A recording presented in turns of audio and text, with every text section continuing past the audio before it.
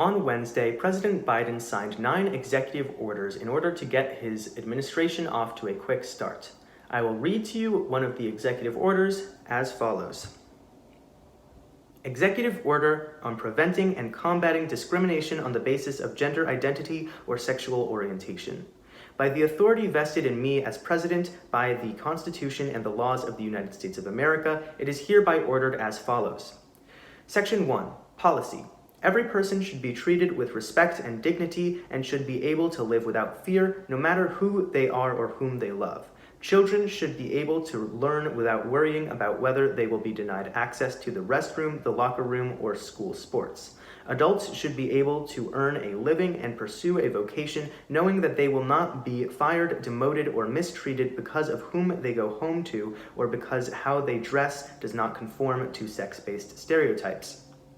People should be able to access health care and secure a roof over their heads without being subjected to sex discrimination. All persons should receive equal treatment under the law, no matter their gender identity or sexual orientation. These principles are reflected in the Constitution, which promises equal protection of the laws. These principles are also enshrined in our nation's anti-discrimination laws, among them Title VII of the Civil Rights Act of 1964. In Bostock v. Clayton County, 590 U.S. 2020, the Supreme Court held that Title VII's prohibition on discrimination because of sex covers discrimination on the basis of gender identity and sexual orientation.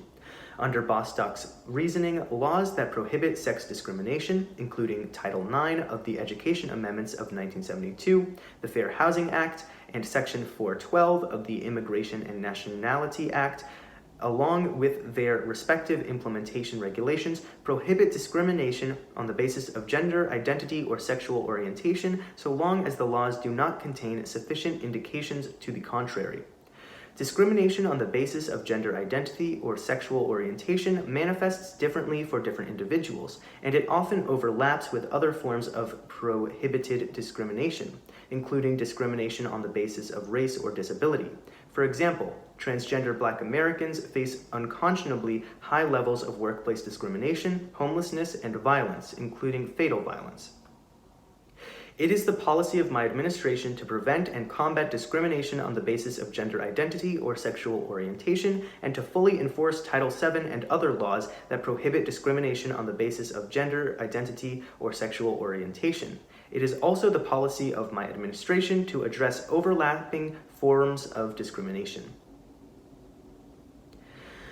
Section 2. Enforcing prohibitions on sex discrimination on the basis of gender identity or sexual orientation. A.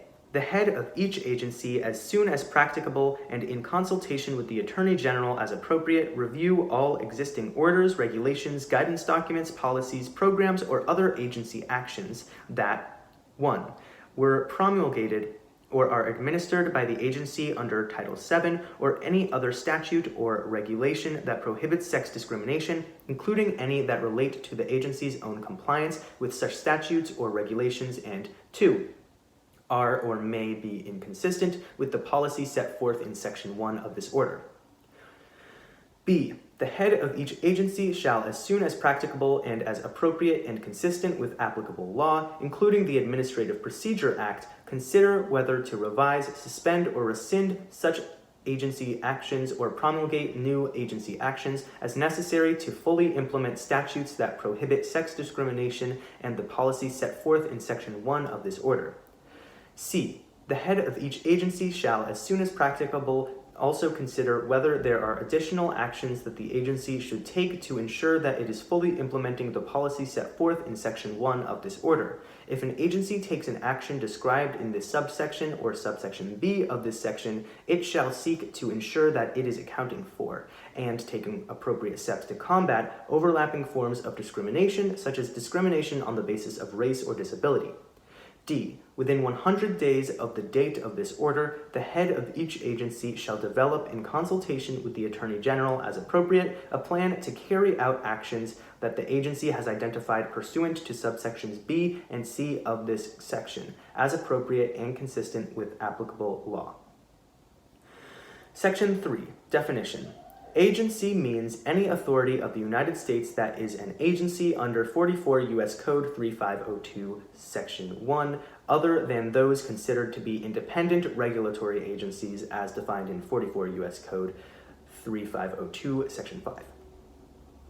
Section 4. General Provisions. A. Nothing in this order shall be construed to impair or otherwise affect 1. The authority granted by law to an executive department or agency or the head thereof, or 2. The functions of the Director of the Office of Management and Budget relating to budgetary, administrative, or legislative proposals.